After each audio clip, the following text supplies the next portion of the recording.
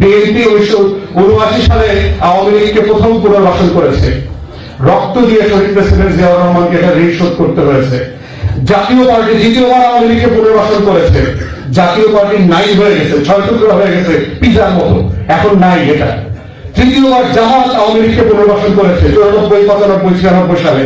জামাত হাজারে হাজারে লাশ দিয়ে রক্ত দিয়ে এটা ঋণ শোধ করতে হচ্ছে এখনো। একটা বিজয়ী জাতি ইতিহাস কিভাবে বলতে হয় এবং লিখতে হয় সেটা বোধ করছি যে আমাদের মধ্যে এখনো নাই। আপনি যদি একটা ডিসকোর্স দেখেন যেটা খুব ডমিনেন্ট ডিসকোর্স বাংলাদেশের 71-এ, তার ভিতরে দেখবেন যে একটা ভিক্টিমহুড ক্যারেক্টার আছে।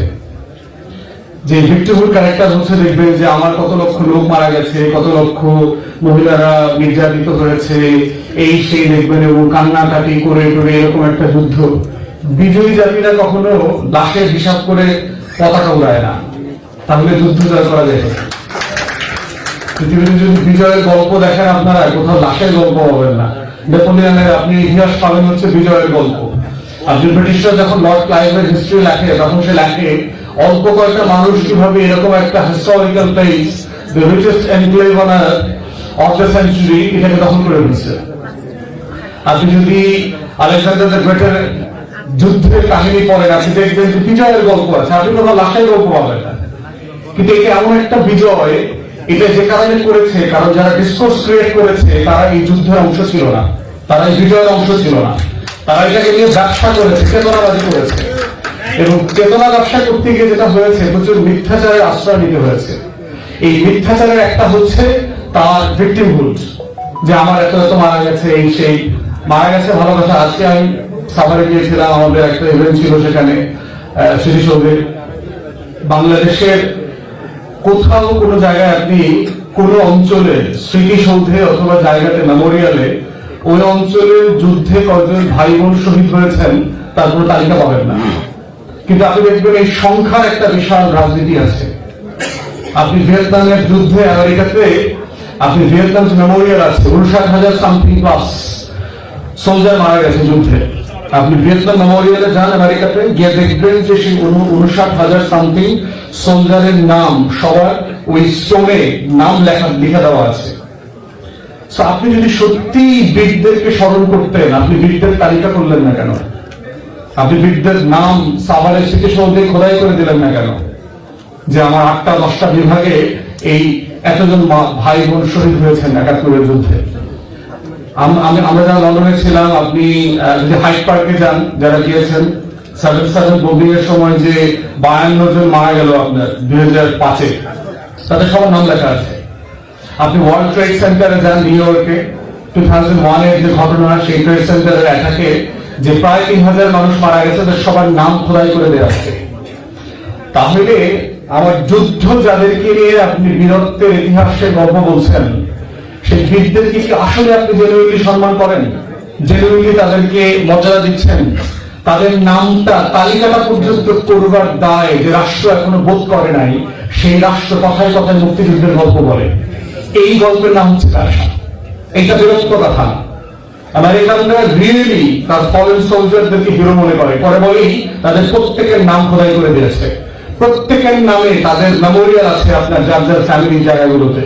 আপনি পেন্টাগনে যান এবং মিলিটারি এস্টাবলিশমেন্টে প্রত্যেক সোলজারের নামে আলাদা আলাদা এস্টাবলিশমেন্ট আছে, স্মারক আছে, তারা বীরদেরকে সেভাবে স্মরণ করে। ঠিক একই প্রক্রিয়া আমরা দেখতে পাচ্ছি 2024-কে নিয়ে। আমরা যারা এই ফ্যাসিবাদ বিরোধী আন্দোলনে ছিলাম, আমরা শুরুতে বলেছি যে অন্তর্বর্তীকালীন সরকার অনেক গুরুত্বপূর্ণ অনেকগুলো কাজ করেছে। They have brilliant accomplishments, no doubt about it. Yet, তারা 1 নম্বর কাজটা করেন নাই। সেই 1 নম্বর কাজটা হচ্ছে জুলাই আগস্টে শহীদ কতজন, এই তালিকার কোন গণতদন্ত কমিশন এখনো রাষ্ট্র করে নাই। এটা হচ্ছে এই অন্তর্বর্তীকালীন সরকারের যদি ফেলিওর বলেন, অথবা ইগনোর করা বলেন, অথবা ডেলিভারিকে অ্যাভয়েড করা বলেন। কারণ অধিকাংশ উপদেষ্টা এই গণ অভ্যুত্থানের অংশীদার ছিলেন না। তাদেরকে আমরা দয়া মায়া করে তালিকাভুক্ত করে উপদেষ্টা বানাইছি। ওনারা রক্ত দেন নাই, মিছিল করেন নাই, প্রতিবাদ করেন নাই, খাম ছড়ান নাই, স্লোগান দেন নাই, কিন্তু গণ অভ্যুত্থানের কোন জায়গা থেকে কোন কেরামতি কোন মসজিদের আলোকে ওনারা অনেকে উপদেষ্টা হয়ে গেছেন। এবং অধিকাংশ উপদেষ্টা লাশ যে গোটা থাকে আওয়ামী সুশীল বলয়ের অংশ ছিলেন। তাহলে আমরা বারবার কেন বলছি যে জুলাই গণ অভ্যুত্থান নিয়ে দেখবেন যে নাটক গল্পের শুরুটা হচ্ছে যে 71 একটা phenomenal milestone to understand the misdeeds the history had given upon us. যে 71 নিয়ে যা যা হয়েছে, যা যা গল্প তৈরি হয়েছে, ঠিক একই রকম মিথ্যাচার, গল্প, নাটক এগুলো এখন 24 নিয়ে হওয়া শুরু হয়েছে। এবং যত সময় বাড়বে, সৌরভ তুষার কারিকি বলেছে, down the line in 5 years time, in 10 years time, তখন এগুলো শুধু নাম্বারস হবে, নাম্বারস। এবং দেখেন যে রাষ্ট্র, আমলাতন্ত্র এবং পলিটিশিয়ানরা যারা রাষ্ট্র চালাচ্ছে ব্যাক এন্ডে, এরা তাদের ন্যূনতম কোনো দাবি দেওয়া নাই। দেখবেন রাজনৈতিক দল বিচারের কথা দেখেন, অলমোস্ট কেউ সিরিয়াসলি বিচারের কথা বলছে না, নির্বাচনের কথা বলছে। প্রত্যেকটা রাজনৈতিক দল এক্স ওয়াই জেড নাম ধরে ধরে বলেন, যাদের হাজার হাজার নেতাকর্মী শহীদ হয়েছে, তারা দেখবেন কেউ সিরিয়াসলি তাদের নেতাকর্মীদের বিচার করতে যাচ্ছে না, তাদের নেতাকর্মীদের বিচারের তদন্তের জন্য কোনো কমিশন গঠনের দাবি জানাচ্ছে না। অতএব তাদের কাছে তাদের নেতাকর্মীরা ছিল ওই যে ক্ষমতায় যাওয়ার একটা সিঁড়ি মাত্র। ওর লাশের উপর দাঁড়ায় আমি আগামী নির্বাচনে এমপি মন্ত্রী হবো, ওর লাশ শুধু সংখ্যা, ওর লাশ হচ্ছে ইঁদুর বিড়ালের মতো, আমার আপনার মতো। আজকে মোটরসাইকেল অ্যাক্সিডেন্টে মরে গেলে যেভাবে স্পন্সর কিলিং এর অংশ উৎসিদার হয়ে যাবো আমরা, সেরকম একটা লাশ। তো জুলাইকে আগস্টকে যদি আমরা রিয়েলি ইন্টারেস্ট পসিবল সেন্স যদি রিকল করতে চাই ফর পস্টারিটি, তাহলে আমার 71-এর ফেলিওর গুলোকে বারবার নোটে নিতে হবে, মাথায় নিয়ে আসতে হবে। তার ভিতরে একটা হচ্ছে যেটা এখনো করার সুযোগ আছে, কারণ এখনো অসংখ্য মুক্তিযোদ্ধারা বেঁচে আছেন, এখনো অনেক ফ্যামিলি ভিকটিম যারা এখনো বেঁচে আছেন। আপনি এইটা আমি ফিল করেছি, মাঠ প্রশাসনকে যদি আপনি সিরিয়াসলি এনগেজ করেন, 3 মাস 6 মাসের একটা কাজ। 71-এর যুদ্ধে কয়জন ভাই মারা গেছেন, কয়জন বোন নির্যাতিত হয়েছেন, কয়জন মানুষ প্রতিবন্ধী হয়েছেন, বিহারে কি পরিমাণ গণহত্যা হয়েছে, বাঙালি গণহত্যা হয়েছে, সবকিছুকে আপনি লিপিবদ্ধ করতে পারবেন। 3 থেকে 6 মাসের একটা ছোট্ট কাজ। লোকাল অ্যাডমিনিস্ট্রেশনকে বলে দেবেন, তালিকা করবে, প্রাইমারি খসড়া গ্রামে গঞ্জে টানায় দিবে, ফাইনাল করবেন, সেকেন্ড ড্রাফট থার্ড ড্রাফট করে আপনি একটা ফাইনাল তালিকা তৈরি করবেন। প্রত্যেক উপজেলায় আমার শ্রমিকদেরকে আমরা সফল করতে চাই। তো 71-এই যে কাজটা আমি করি নাই, তাহলে 24 নিয়ে কি একই কাজের ধান্দা আমরা দেখতে পাচ্ছি কিনা? এবং আমরা দেখতে পাচ্ছি যে সিম্পলি যে তালিকাটা করেছে ছেলেমেয়েদের কাছে দিয়েছে, বাচ্চাদের কাছে দিয়েছে, তোমরা একটা তালিকা করো, ছাত্রদের একটা কমিটি করে দিয়েছে। এর থেকে বাটপারি উপকমিটি আর কি হতে পারে যে একটা রাষ্ট্র তার শহীদদের তালিকা করতে দিয়েছে বেসরকারি কিছু নাগরিককে? এটা তো রাষ্ট্রীয় জিনিসটা। তাহলে যারা অন্তর্বর্তীকালীন সরকারের দায়িত্ব পালন করছেন, তারা তো এই গণ-অভ্যুত্থানকে গ্রহণ করছেন না। তারা গণ-অভ্যুত্থানের শব্দ ব্যবহার করছেন, বাক্য ব্যবহার করছেন, শহীদের লাশের গল্প বলছেন, কিন্তু বিচারের আলাপ এখানে নাই। আমরা বারবার বলেছি যে এই আওয়ামী ফ্যাসিবাদের সময় এই নমরুদের নেতৃত্বে লার্জলি 4-5টা গণহত্যা হয়েছে। বাংলাদেশের ইতিহাসের সবচেয়ে সংসদম গণহত্যাগুলো। প্রথম গণহত্যা হয়েছে পিলখানা গণহত্যা 2009 ফেব্রুয়ারিতে। এবং রিসেন্টলি আপনারা দেখেছেন আমাদের পারসিস্টেন্ট ক্যাম্পেইনে আমাদের আমলাতন্ত্র, সামরিক এবং বেসামরিক, কালেকটিভলি এখানে অ্যাগেন্স্টে ছিল, ডেড অ্যাগেন্স্টে ছিল। এবং বিভিন্ন জায়গা থেকে আমরা খবর পেয়েছি আমাদের উপরে কি পরিমাণ বিরক্ত সিভিল এবং মিলিটারি ব্যুরোক্রেসি। কারণ তারা এটা বিচার করতে চায়নি, তারা এই কমিশন করতে চায়নি। এখন খুব বিলেটেডলি এবং রিডান্ডেন্টলি একটা কমিশন করেছে। আমরা এখনো অপেক্ষায় আছি তার কাজের টার্মস অফ রেফারেন্স কি হবে এবং তারা কি ফর্মে কাজ করে। দ্বিতীয়টা গণহত্যা যেটা হয়েছে 2013 সালের হেফাজতের গণহত্যা শাপলা চত্বরে, এখনো কোনো তদন্ত কমিটি হয়নি। শত শত আলেম ওলামায়ে কেরাম, মসজিদের ইমাম, খতিব, ছাত্রদেরকে কিভাবে নৃশংসতম গণহত্যা চালিয়েছে। রাত 1টা 2টার সময় বিদ্যুৎ বন্ধ করে, ইন্টারনেট বন্ধ করে, টেলিভিশন শাটডাউন করে দিয়ে 2 লক্ষের উপরে বুলেট মেরেছে সেদিন। বাংলাদেশের প্রত্যেকটা ফোর্স, পুলিশ, র্যাব, এজেন্সিস যারা ছিল, সশস্ত্র বাহিনী, সবাই মিলে এই গণহত্যা অংশগ্রহণ করেছে। এখন পর্যন্ত আমরা কোনো তদন্ত কমিশন দেখতে পাচ্ছি না। তৃতীয় গণহত্যা হয়েছে বাংলাদেশে মোটাভাগে অপোজিশনের উপরে, বিএনপি, জামাত, ছাত্র শিবির, ছাত্রদল, হেফাজত, যারা এই ডিসেন্টি ওপিনিয়ন ক্যারি করেছেন গত 16 বছর, তাদের প্রত্যেকের উপরে যে পরিমাণ নির্যাতন, নৃশংসতম নির্যাতন হয়েছে, সেই গণহত্যা এখন পর্যন্ত বড় মোটাভাগে কোনো কমিশন হয়নি। একটা গুম কমিশন করেছে, খুবই ডিসফাংশনাল একটা কমিশন। তারা বাংলাদেশ রাষ্ট্র বোঝে না, গোপনে গোপনে কাজ করছে, গোপনে গোপনে এখানে যায় সেখানে যায়, রিপোর্ট দিচ্ছে। খুবই একটা আন্তরাষ্ট্রীয় কাজ হয়েছে। তাদের কোনো কারণে আন্তরিকতা নিয়ে কথা চলছে না, কিন্তু কাজের professionalism was very highly incompetent. 4th গণহত্যা হয়েছে ইসলামী জঙ্গিবাদের নামে শত শত যুবককে ওয়ারেন্ট টেরর ডিসকোর্সের সময় দায়ী করে দিয়েছে বাংলাদেশ রাষ্ট্র। এবং দেখেন আমার দেশ ফেনোমেনাল ইনভেস্টিগেশন করছে, মিরপুরের জাহাজ বিল্ডিং এ যে 13 জনকে নিয়ে হত্যা করলো, তারপরে হলিউড ডিজাইনে যাদেরকে হত্যা করছে ওখানে মারা গেছে, তার ভিতরে 4-5 জনের কথা আসছে এদেরকে আগেই গুম করা হয়েছিল, আগেই গুম করে যদি অফিসে ছিল তারা। বহু ঘটনা এরকম আমরা ইন্টারনালি জানতাম, এই ধরনের ঘটনা তারা ঘটেছে। পার্সোনালি আমাদের কাছে এসছে যারা এই জঙ্গিবাদের তকমা নিয়ে গ্রেফতার হয়েছেন, গুম ছিলেন, এমন ডজন ডজন ছেলেদের সাথে আমরা বসে কথা বলেছি, কিভাবে ডিমোনাইজ করেছে তার ধর্ম, তার প্র্যাকটিস, তার আচার আচরণ, তার পোশাক, তার দাড়ি টুপি। এই দেশের শত শত বছরের লড়াইয়ের সাথে এই ইসলামিক পোশাক, ইসলামিক আইডিয়াস, দাড়ি টুপি জড়িত আছে। If you are not practicing Muslim, it's fine, absolutely, that's your freedom. কিন্তু যে করে, that's his business. কারণ রাইট তো নাই তাকে ডিমোনাইজ করা, বাংলাদেশের মেজরিটি মানুষের ধর্ম বিশ্বাসকে নিয়ে খেলাধুলা করা, এটা করেছে। ফিফথ ভোটার আগে বড় গণহত্যা যেটা হয়েছে সেটা হচ্ছে আপনার জুলাই এবং আগস্টের গণহত্যা। তাহলে দেখেন এই রাষ্ট্র কোন গণহত্যার বিচার করবার ব্যাপারে তার খুব সিরিয়াস মুড নাই।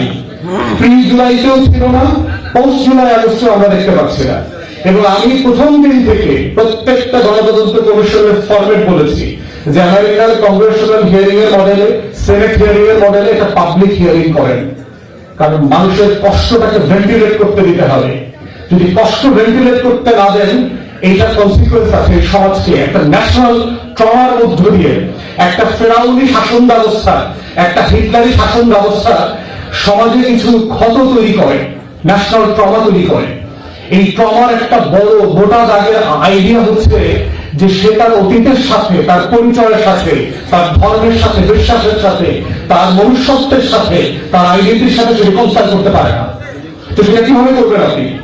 তো সেই রিকনসিলিয়েশনের জায়গার জন্য, এই ন্যাশনাল ট্রমাকে অ্যাড্রেস করবার জন্য এই গণতদন্ত কমিশনটা দরকার। পাবলিকলি রেজিস্ট্রেশন করে যে কোনো নাগরিক লিখিত অথবা মৌখিকভাবে এই পার্লামেন্টের সিনেট হিয়ারিং এর মতো অথবা কংগ্রেশনাল হিয়ারিং এর মডেলে সেখানে গিয়ে পাবলিকলি সেখানে মতামত দেবে। সেই মতামতের প্যানেলে বিচারপতি থাকবেন, তারপরে আইনজীবী থাকবেন, মানবাধিকার কর্মী থাকবেন, ফরেন্সিক এভিডেন্স বোঝেন সেরকম লোক থাকবে। এইরকম ক্রস পার্টি এক্সপার্ট দরকার সেই আলোচনাগুলোতে। এই ভেন্টিলেশন যদি করতে না দেয় তাহলে যে ন্যাশনাল দায় আছে, এবং এগুলো হয়েছে সারা পৃথিবীতে, আফ্রিকাতে হয়েছে, সাউথ আমেরিকাতে হয়েছে, 2-3 বছর ধরে এই কষ্টের গল্প দিয়ে মানুষ বলেছে তাকে কিভাবে নির্যাতন করা হয়েছে, কিভাবে গুম করা হয়েছে, খুন করা হয়েছে, টাকা লুটপাট করে নেওয়া হয়েছে। সাতক্ষীরাতে শুধু এই যে অঞ্চল আপনার চুয়াডাঙ্গা, তারপরে ঝিনাইদহ, যশোর, 1000-এর উপরে বিরোধী দলের ছেলেদেরকে, বিশেষ করে ছাত্র শিবির এবং ছাত্র দলের ছেলেদেরকে আপনার নিটাকিং করেছে আইন শৃঙ্খলা বাহিনী। নিটাকিং কি জিনিস? নিটাকিং হচ্ছে আপনার যে রাবার পিলেট, যারা আন্দোলনের সময় ছিলেন, আমাদের বুকে গায়ে অনেক পিলেট লাগছে আপনার, ছোট ছোট রাবার বুলেট। এইটার যে বক্সটা, যেটা যখন বের হয় একটাতে 400 বুলেট থাকে, এই 400 বুলেটের একটা বক্স পিলেট তার হাঁটুতে শুট করেছে। হাঁটুতে যখন এটা শুট করে, এই হাঁটুর প্রত্যেকটা হাড় গুঁড়া হয়ে সিম্পলি পড়ে যায়। তো এই মানুষগুলোর হাঁটুর উপরের চামড়ার সাথে হাঁটুর নিচের চামড়াটা ঝুলে আছে, মাঝখানে হাড়টা নাই। শত শত সারা বাংলাদেশে 5,000 নির্যাতন করেছে। হিউম্যান রাইটস ওয়াচ আমার মনে আছে সেই 14-15 সালের দিকে আপনার প্রায় 65 জন 70 জনের মতো তালিকাবদ্ধ করেছে মানবাধিকার কর্মীদের জায়গা থেকে। আপনি তাদের গল্প শুনবেন না? এবং পুলিশের ফিক্স ডক্টর ছিল, নিটাপিং করে এই ছেলেটাকে থানায় নিয়ে একেবারে চেয়ারের উপরে, টেবিলের উপরে বসায় পাটা কেটে দিয়ে আসতো। ফিক্স ডক্টর ছিল আওয়ামী লীগের সময়। ওই ডক্টরকে ধরে নেয় না, তদন্ত কমিশনে জিজ্ঞেস করতে হবে না তোর কোন বাপ তোর বেতনে টাকা দেয়, কোন বাপের অর্ডারে তুই পাও কাটলি। থানাতে বসে কোন ডক্টর কি সার্জারি করতে পারে? কারণ হাত পাও কাটতে পারে? তো এই গল্পটা ওই ওই ওই অসুস্থ ছেলেটা, ওই পঙ্গু ছেলেটা কার কাছে বলবে, কোথায় গিয়ে বলবে? সে রাষ্ট্রের কাছে একটা অভিযোগ দিতে চায়। ইদার রাষ্ট্রকে তার কাছে যাইতে হবে তার গল্প শুনবার জন্য, অথবা তাকে ক্যারি ফরওয়ার্ড করে আনতে হবে রাজধানীতে তার গল্পটা বলবার জন্য। এই জন্যই গণতদন্ত কমিশন দরকার। এই গণতদন্ত কমিশন করলে আপনি বুঝবেন যে ফ্যাসিবাদ কতটা গভীরে ছিল। এবং সারা দুনিয়াতে যে আমরা বলছি যে হিটলারের পতনের পরে কিন্তু আপনার ডিনাৎসিফিকেশন রিকনসিলিয়েশন হয়েছে। তারা সাইকিয়াট্রিস্ট এনে কিভাবে এই নাৎসিফিকেশন থেকে, এই মেন্টাল, এটা একটা অসুস্থতা, নাৎসিস্টকে সাইকিয়াট্রিস্টরা বলেছে এটা একটা ডিজিজ। বাংলাদেশে যারা আওয়ামী লীগ করে, জাতীয় পার্টি 14 দলের এই ফ্যাসিবাদী কার্টেল ছিল, তারা সিম্পলি হিউব্রিস সিনড্রোমে সাইকোপ্যাথ, বাঞ্চা সাইকোপ্যাথ, ওদেরকে তো চিকিৎসা করতে হবে। কোন সুস্থ মানুষ ফেরাউনের দরগায় গিয়ে মন্দিরে গিয়ে তুলে দিতে পারে না, কোন সুস্থ মানুষ নোংরদের মুড়ি হইতে পারে না। অর্থাৎ তাকে যেহেতু সে নাগরিক, তাকে আপনি মেরে ফেলতে পারছেন না, তাকে তো ডি আওয়ামিফিকেশন করতে হবে, তাকে তো এই ফ্যাসিবাদ থেকে তাকে তো সুস্থ মানুষ করে ফেরায় নিয়ে আসতে হবে। তার জন্য আমি তওবা কমিশনের প্রস্তাব করেছি। হেফাজতের আলেমদের সামনে এসে এরা তওবা করবে, তাদের ভুল স্বীকার করবে, আর কোনোদিন আওয়ামী লীগ করবে না, এই সত্ত্বে তারা এই বাংলাদেশের সমাজে থাকবে, ভোট দিবে, খাবে, উন্মুক্ত ভাবে চলাফেরা করবে। অতএব জুলাই বিপ্লব, জুলাই গণ অভ্যুত্থানের জায়গা হচ্ছে বিচার, অতীতের সাথে দায় স্বীকার করা। ৭১-এর ভুলের জায়গাগুলো যেন আমরা আবার ওখানে না পড়ি, ওই ফাঁদে যেন আবার না পড়ি। বাংলাদেশে যারা আওয়ামী লীগের মতো সাপ পুনর্বাসন করেছেন অথবা করবার চিন্তা করছেন, তারা ইতিহাস থেকে শিক্ষা নেবেন। বিএনপি 1979 সালে আওয়ামী লীগকে প্রথম পুনর্বাসন করেছে, রক্ত দিয়ে শহীদ প্রেসিডেন্ট জিয়াউর রহমানকে এটা ঋণ শোধ করতে হয়েছে। জাতীয় পার্টি দ্বিতীয়বার আওয়ামী লীগকে পুনর্বাসন করেছে, জাতীয় পার্টি নাই হয়ে গেছে, 6 টুকরা হয়ে গেছে পিজার মতো, এখন নাই এটা। তৃতীয়বার জামাত আওয়ামী লীগকে পুনর্বাসন করেছে 94, 95, 96 সালে। জামাত হাজারে হাজারে লাখ দিয়ে, রক্ত দিয়ে এটা ঋণ শোধ করতে হচ্ছে এখনো। চতুর্থবার আওয়ামী লীগকে পুনর্বাসন করেছে 111 সরকার, সিভিল এবং মিলিটারি ব্যুরোক্রেসি। আমাদের টোটাল ব্যুরোক্রেসিকে নাই করে দিয়েছে ভারত এবং আওয়ামী লীগ। অতএব যারা আওয়ামী লীগের মতো একটা গোখরার সাপকে, একটা কোবরা এবং কুমিরকে পুনর্বাসনের রাজনীতি করছেন, তাদেরকে ইতিহাসে ফিরে যেতে হবে। ইতিহাসের নোট বইগুলো দেখবেন, আপনারাও কিন্তু গোখরা সাপের কামড় থেকে বাঁচতে পারবেন না। অতএব ভেরি কেয়ারফুল। জুলাই রেভলিউশন হচ্ছে শত্রু মিত্র চেনার রাজনীতি, জুলাই রেভলিউশন হচ্ছে লাল সবুজের পতাকা বাঁচিয়ে রাখার রাজনীতি। এই রাজনীতিটাই হচ্ছে গণ অভ্যুত্থানের স্পিরিট, এবং তার ভিত্তিতে আগামী দিনে এই গণ অভ্যুত্থানের ফর্মালিটিতে হতে হবে। সেই আহ্বান রাখিয়া আমার বক্তব্য শেষ করছি। আসসালামু আলাইকুম।